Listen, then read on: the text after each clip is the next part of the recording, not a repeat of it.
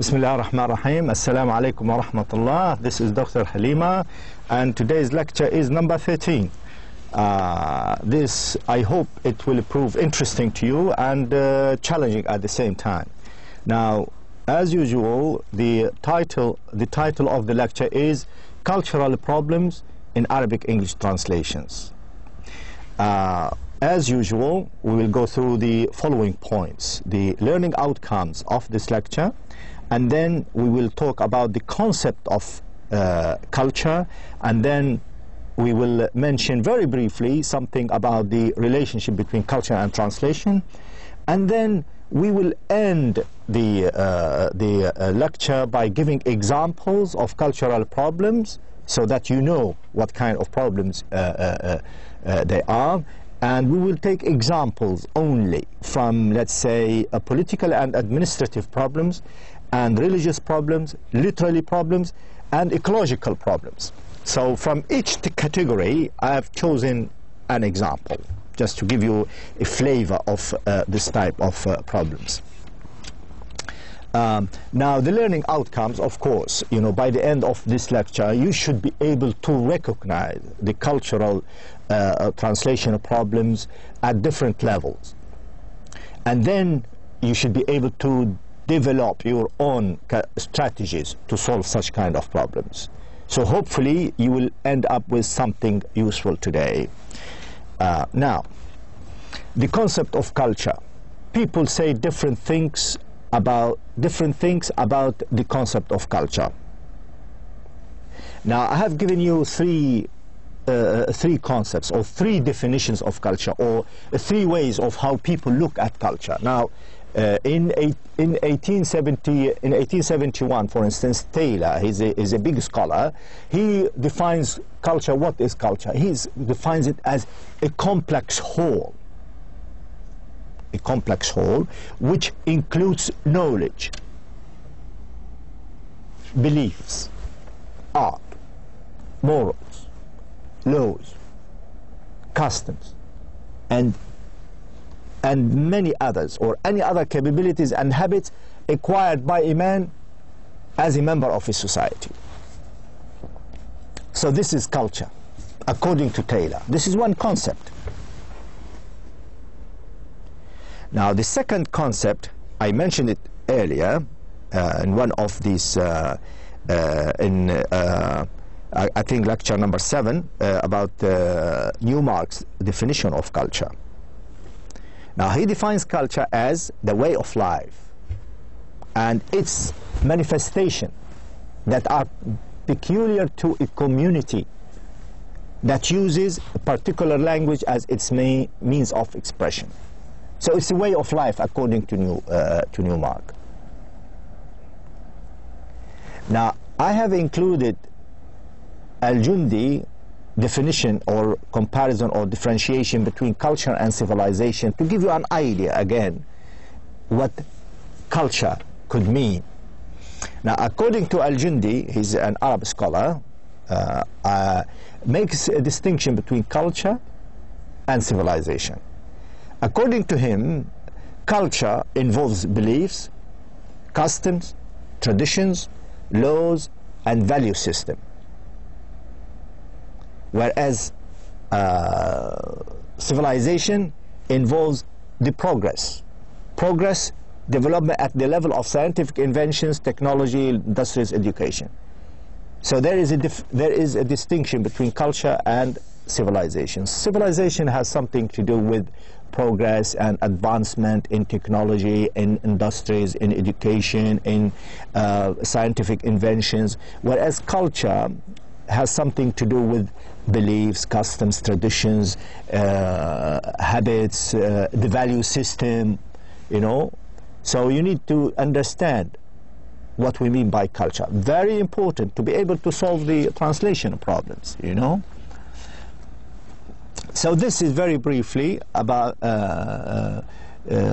what we mean of the concept of culture.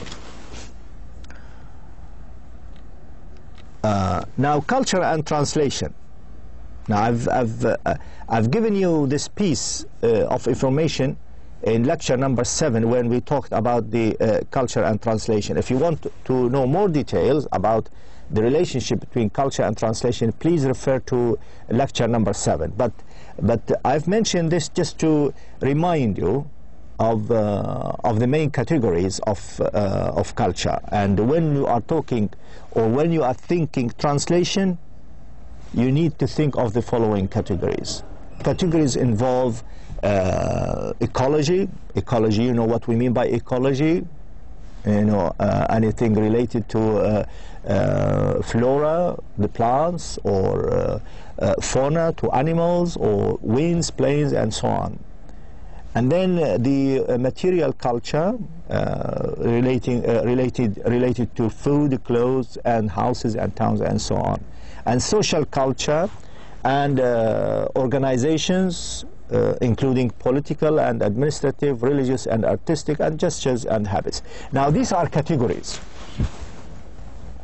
These are categories you need to think of when you are translating any piece of information or any message. Does this message include any element of these? You know? If it does, then you need to look at it in a different way, taking into account the cultural strategies you need to adopt when you are translating. All right?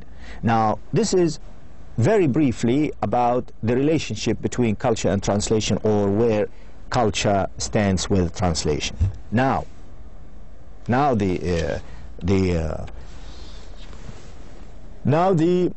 the cultural actually starts. Now, examples, I have examples of cultural problems in Arabic-English translation. I'd like you to understand the following bits very well. They are just examples. Now, political and administrative. Of course, I mean, when you are translating, I mean, you need to check, is this what kind of text is this? What type of text is this? Is it a political text? Is it a literary text? Is it a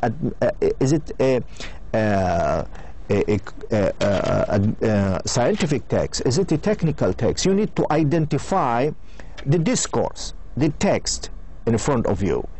What type of it? Now, if you come across a text which has the characteristics of political or administrative, then you need to think very well, or to think very carefully of certain terms.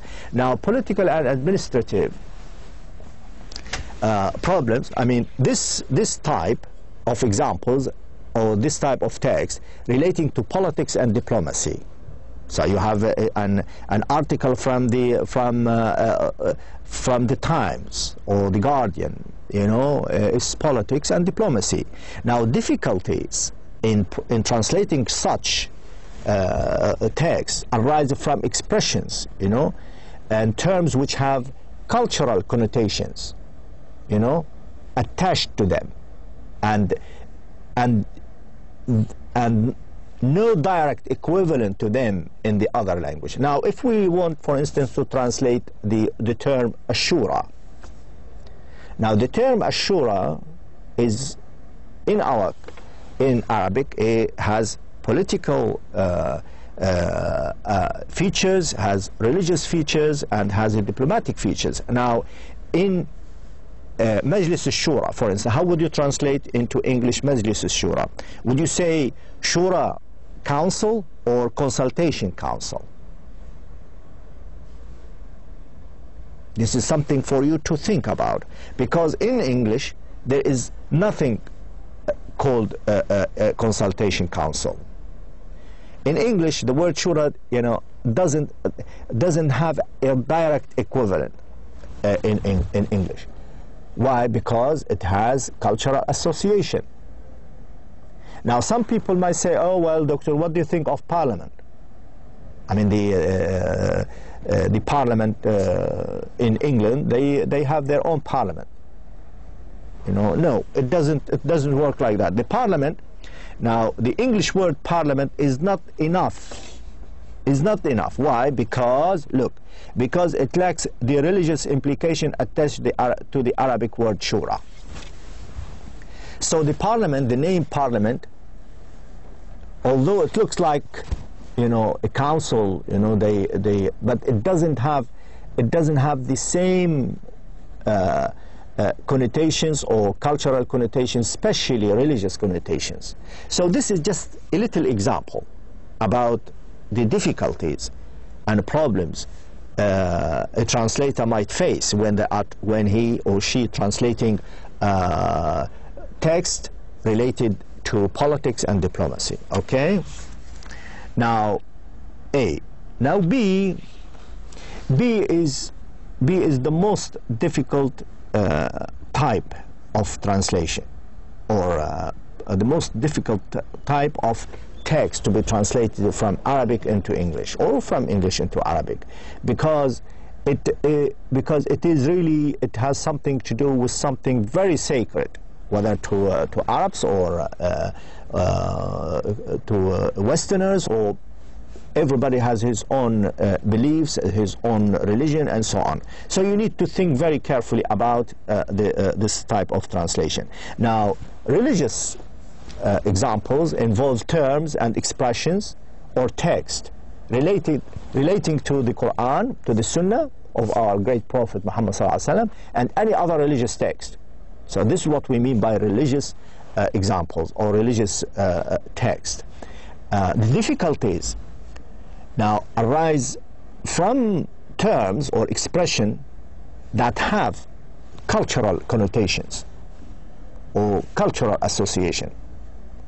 It is not a matter of translatability, but rather of rendering a concept. In other words, a question is not the question of can we transfer it into English or not. It is not like that. It is it possible to transfer the concept of something into English, or the concept of something from English into Arabic? Now let's see an example. Now religious continue, it means this continues too.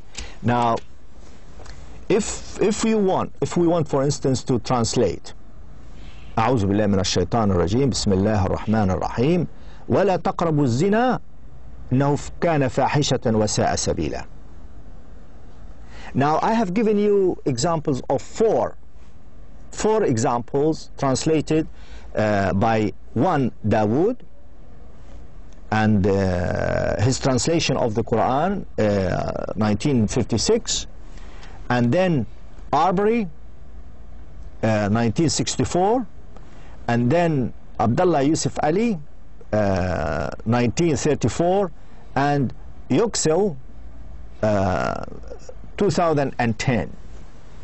I'm sure you are aware there are so many translations of the Quran, and I've chosen four to give you the difficulties and the problems all these great translators have faced in rendering the concept of adultery. Now look at Dawood. I don't want to go into detail about the background of the translators, because it's very important to understand that who is Dawood, who is Arbery, who is Ali, and who is Yüksel.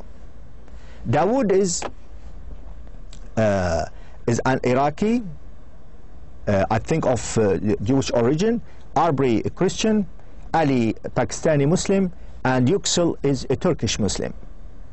Now you need to take into account all why I've mentioned this, their historical, their cultural, their educational background play a great role in understanding the Quran.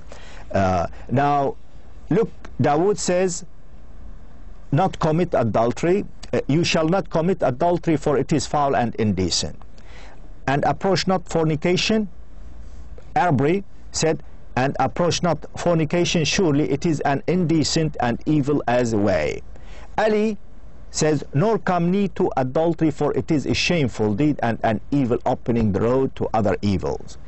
Yüksel, do not go near adultery, for it is a sin and an evil. Now the question is here, look, three of them, let's see what I've explained. Three of them Dawood and Ali's, three of them translated as zina, adultery, and one of them, Arbery's, is fornication. Now, according to the English reader, according to an English reader or English-speaking person, especially Western, Dawood's and Ali's virgin would mean to an English reader that it is prohibited to practice illegal sex only after marriage. It means it is haram only after marriage. It is not haram before marriage. Whereas Arbery's version would mean that it is prohibited to practice illegal sex only before marriage. Means after marriage is all right. So this is the cultural connotation of the word and the concept. Now, according to Western culture, it is socially and culturally acceptable to practice sex before marriage only, not after marriage. This is their culture, and this is their concept.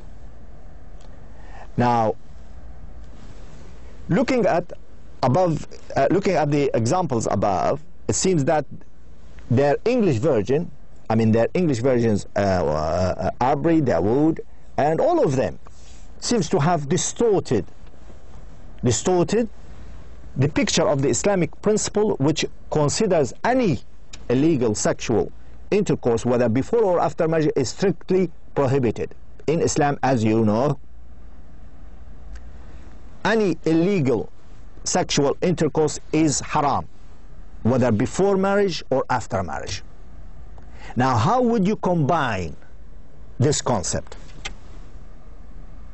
How would you combine this concept in a translation like that?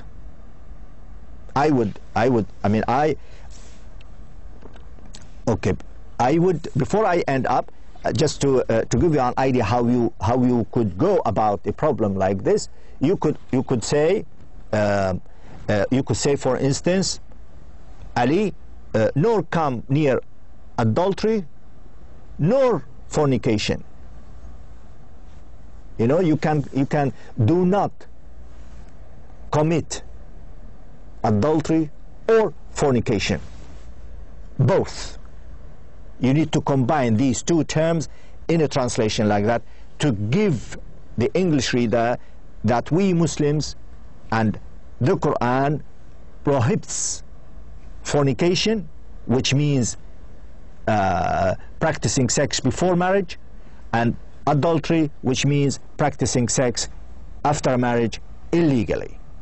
So you need to use these two words to convey the concept of adultery. All right?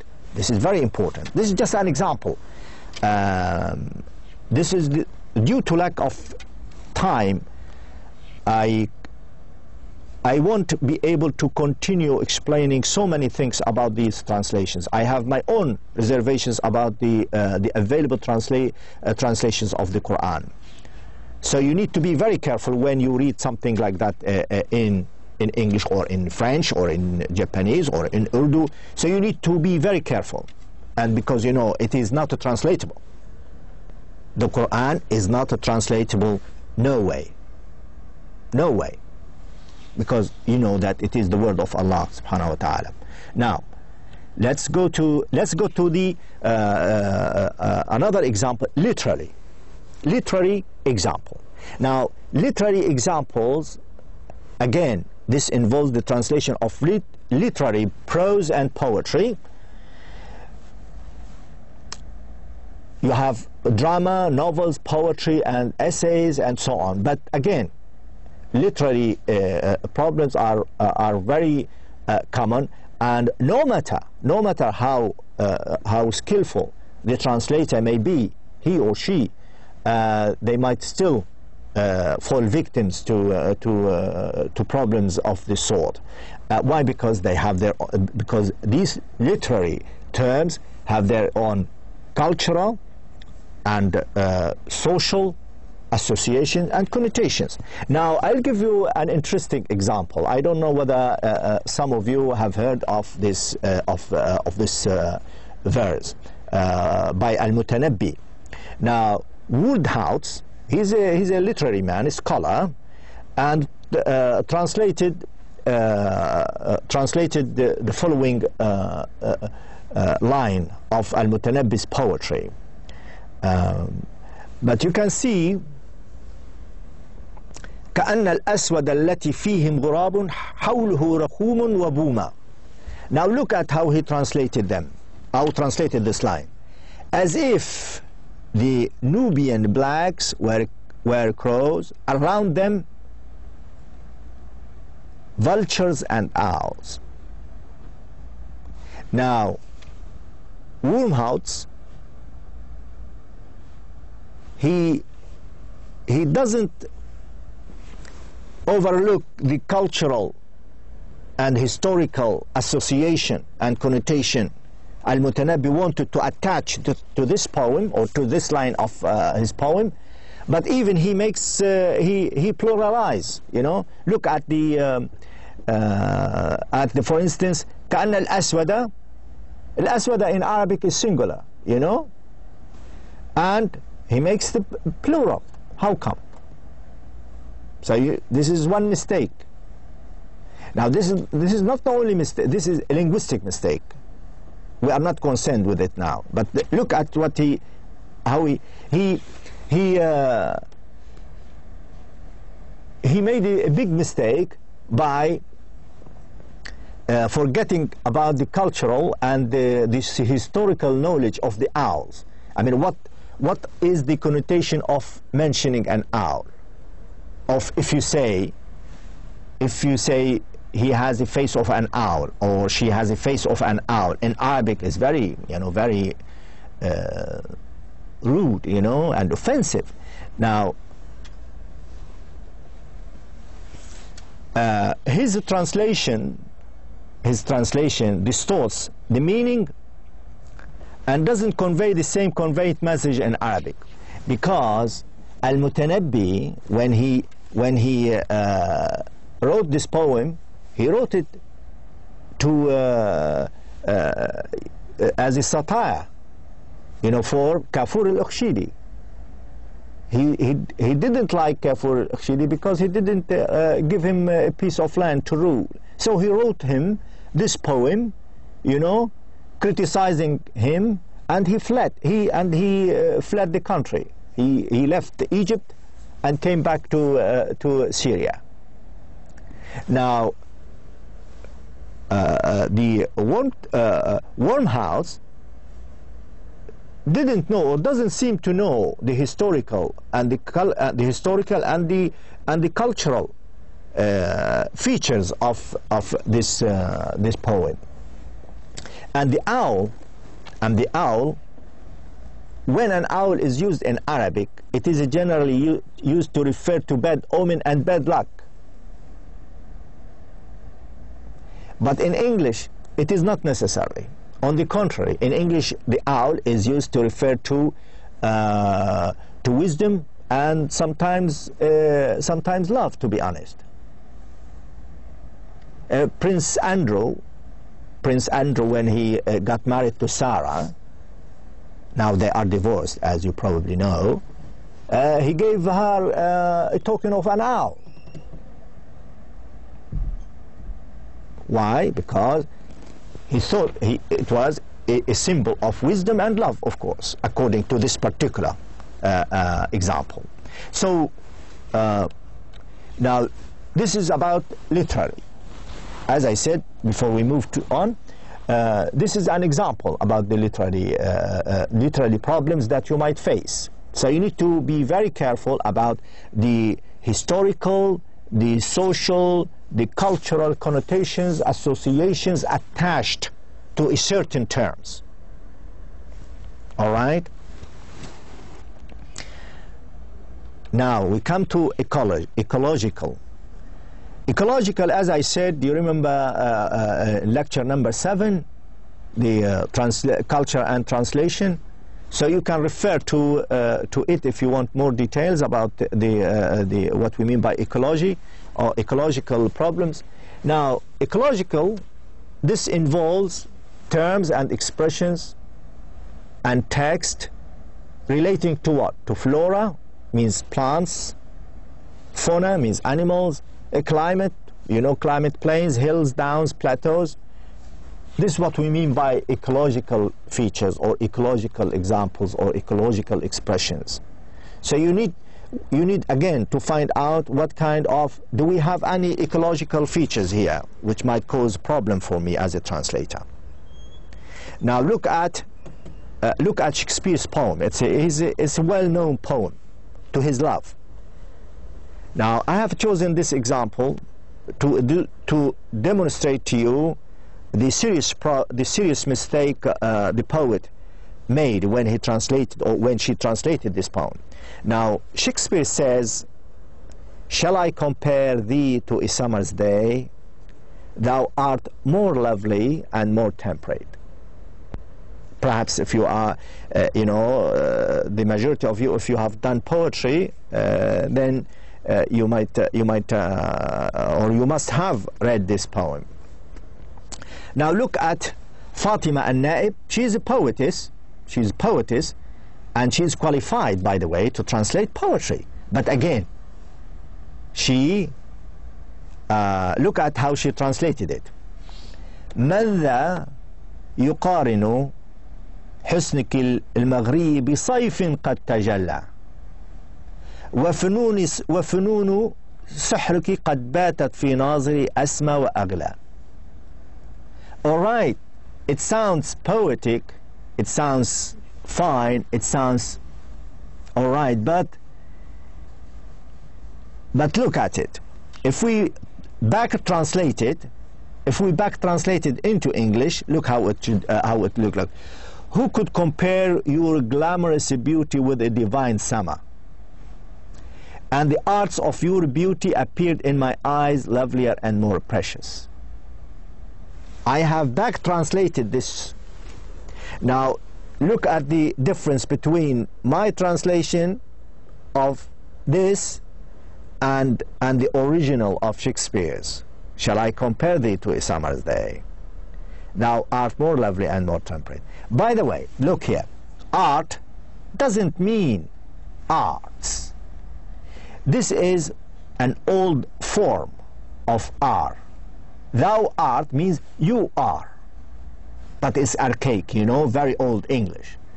Again, Al-Naib unfortunately didn't understand that this is auxiliary verb, are.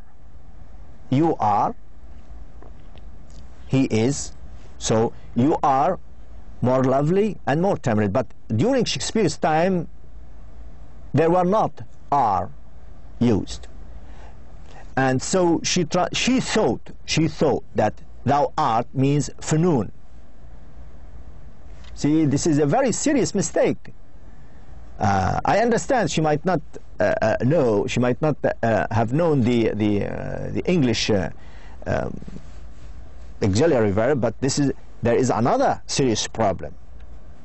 Another serious problem. Now, she made a very serious mistake by translating the word shall I compare thee to a summer's day by the word summer, as-sayf, to the literal equivalent, to the literal Arabic equivalent as-sayf, a summer's day. Now when she has translated a summer's day be as-sayf, she damaged Shakespeare's message.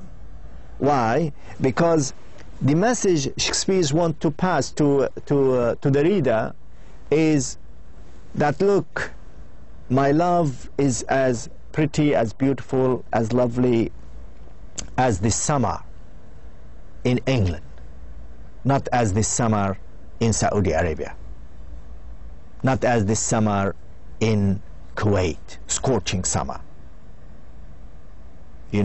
or even it is not like as this summer in Syria or in Egypt. He compares his love to a summer, to the summer of May. the summer in England is just beautiful.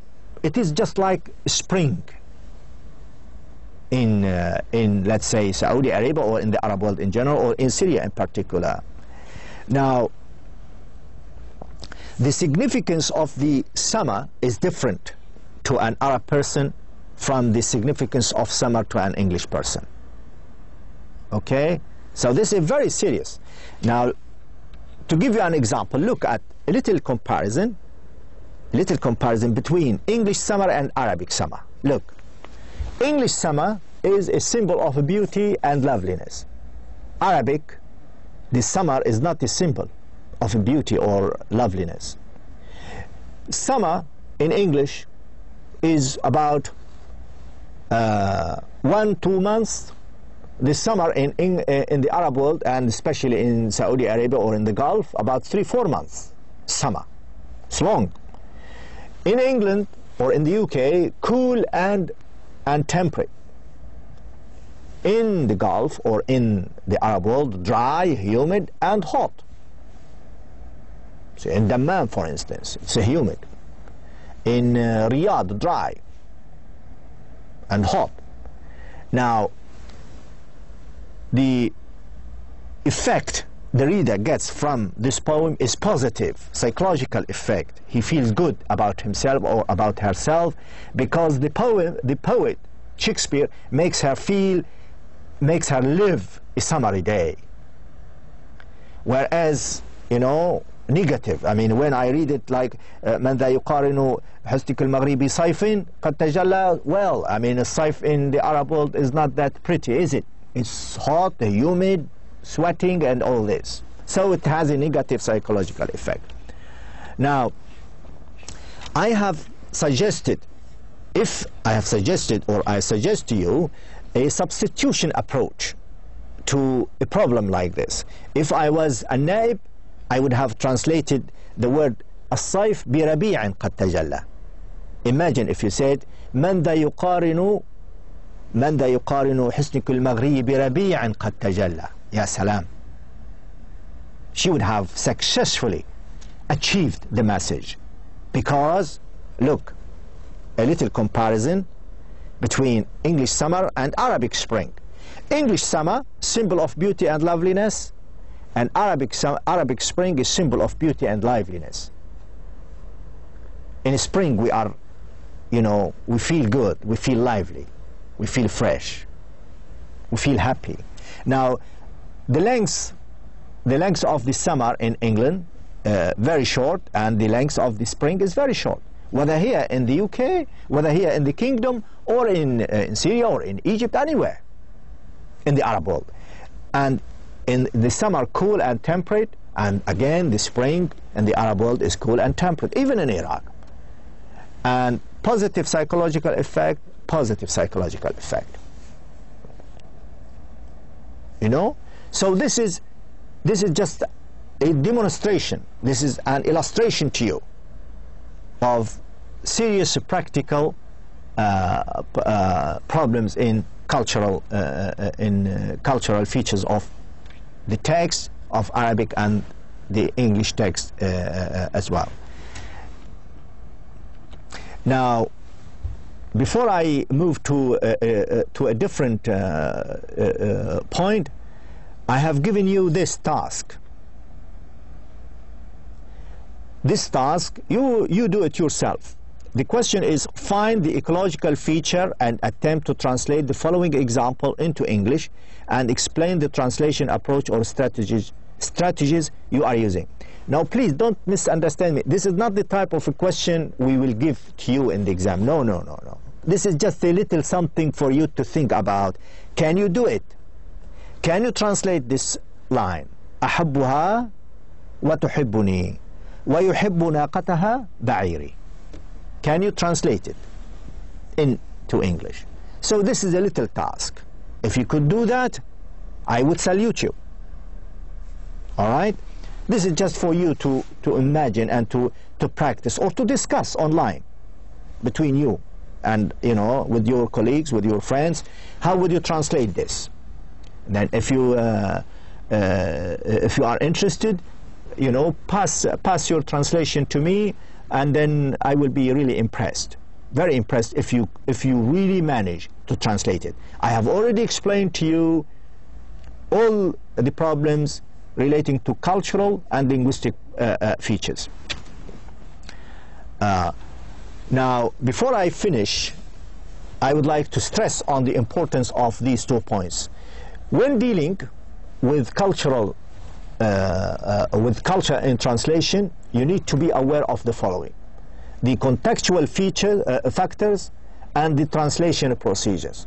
Now, regarding the contextual factors, you need to think of the purpose of the text, the motivation and the cultural, the technical, the linguistic level of the readership, the importance of the referent in the source text, the setting, you know.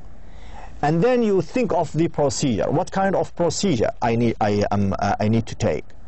Is it transference, or is it cultural equivalent? Is it naturalization? Is it literal? Is it label? Is it componential? So all these procedures you need to think of when you are translating any cultural problems into English, or from into English. Okay? So I hope you have found this lecture interesting and useful and helpful in your career. Now, thank you very much, and I wish you all the best.